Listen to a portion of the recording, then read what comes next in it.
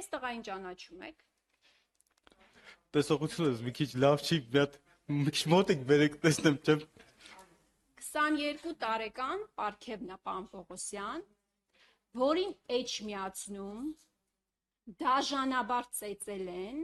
ցեխաջրի պատճառով տեսախցիկների առջև եւ երբ որ այս տղան 13 օր գտնվել է կոմայի մեջ, ձեր քննիչները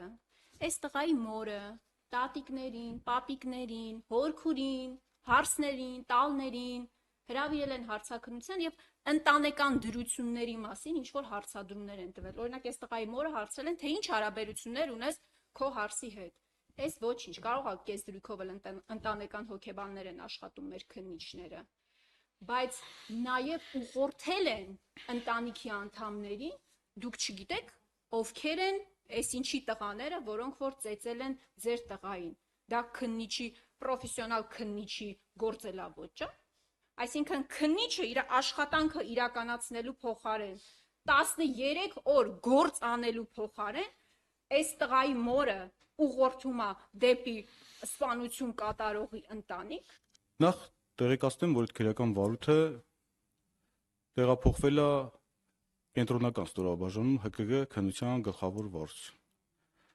Երկրորդ, դուք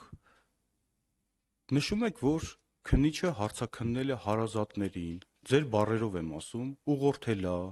որ ցուցմունքներ տան ենթադրում եմ հանցանք կատարած անձանց վերաբերյալ։ Տիկին Խամոյան, ի գիտություն ձեզ յուրաքանչյուր քրեական վարույթով, երբ որ տեղի ունենում հանցագործության դեպք, որը որ դուք այդպես էլ իմ կարծիքով չընկալեցիք, թե ինչ է հանցագործության դեպքը։ Ես օրենքով բացատրեցի։ Դուք նշում եք, որ հարցեր ա տավել, բայց քննիչը չպարզի յուրաքանչյուր հանցագործության դեպքով շարժառիթը,